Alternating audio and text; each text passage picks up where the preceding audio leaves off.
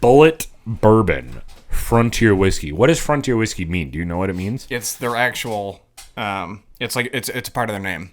Okay. Yeah. So no other whiskey is called Frontier Whiskey? It's not like an Empire Rye or a Tennessee Whiskey or a Kentucky Bourbon. From what I understand, it's correct. Just, okay, Yeah. so Bulleit Bourbon Frontier Whiskey, 90 proof, 45% alcohol, Kentucky Straight Bourbon Whiskey. Mike, for the label and branding, what are you giving it? I don't mind their bottle.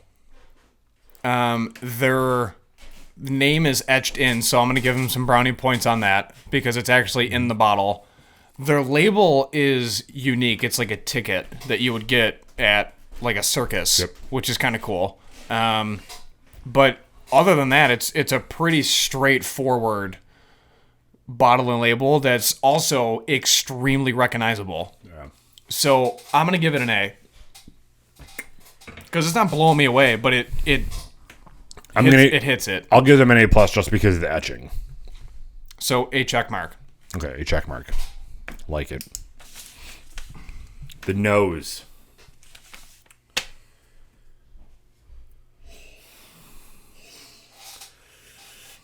Smell that arm. Get a nice hard reset there. Bed Bath & Body Works. Ocean Spray. I want to go to Bed Bath & Beyond. I showered today for the first time in 4 years, so. I don't even know how to handle you this episode.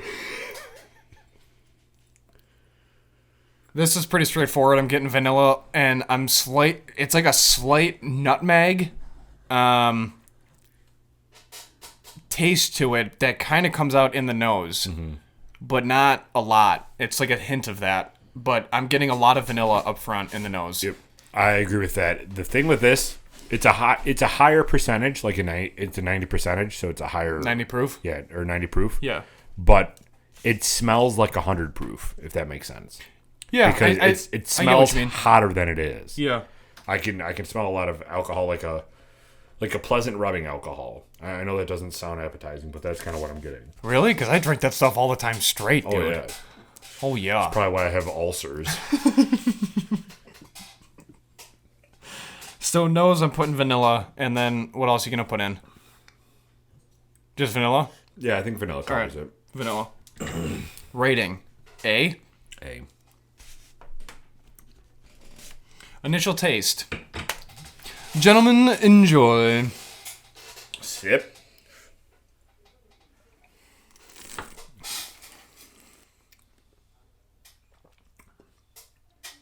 Vanilla and nutmeg.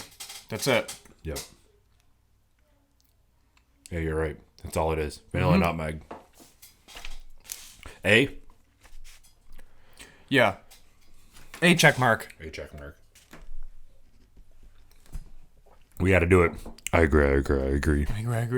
I actually was talking to a listener and subscriber, and they pre-ordered a t-shirt, and they mentioned that they consistently say, I agree, in conversation, in public. And they're getting, like, looks like, why do you do that? And they're laughing. I'm like, well, you don't get it. Like, then you hand out a business card. Yeah, that's what you do. You should listen to Buffalo Happy Hour. So that's our impact, is we're making people extremely socially awkward. It's a good time. Join the ranks. Welcome to my hell. Ending note is pepper, but it's like a cracked pepper. It's not like a blanket bland pepper that you would get in a traditional harder bourbon. It's still smooth. A little oak, a little charred at the end. You're getting a little bit of that burnt wood sugar, roasted wood sugar type taste at the end. That's a little bit smoky, but not overwhelming to where you would think that it was sitting in the barrel for a while. How long was this? Do you know how long this is in the barrel for? No. Yeah, it doesn't have like an overwhelming smoke or roasted taste to it at all, but it is noticeable, specifically as it rolls down the back of the tongue, because it's not very oily. It doesn't stay in your mouth for very long. It kind of hits your tongue and rolls back, and that's why you get a little hint of the oak. If it was oily, more oily or oilier. I have no idea what I'm talking about. Edmonton Oilers. If it was any more Edmonton Oilers, it would then bring out more of the oakiness and more of the charred taste to it, because then it would bring it more on the back end. But with this being so light and so non-oily, non-Edmonton Oilers, as they say, you're not getting a ton of that taste. I'm going with an A+. Mm-hmm. Can you hand me the Dapper Do? Thanks, man. Final rating. Let me just put a little dot in here to see if it changes anything before we throw down that rating. You want more whiskey? No, I'm good. Come on, dude. What are you doing? What a rookie. I've literally drank 8 days straight. I'm a On a disaster. 45-day bender. But 45-day bender, bro. No quash. You should have seen me at work, though. I was crushing quotes. I was at my computer just hammering it out. I was extremely productive today. Yeah. Yeah, this doesn't really change anything with the water. The non-homogeneous, homogeneous stem lock, leaf lock, hemlock water. Yeah, it just makes it a little bit more dialed back. This is good.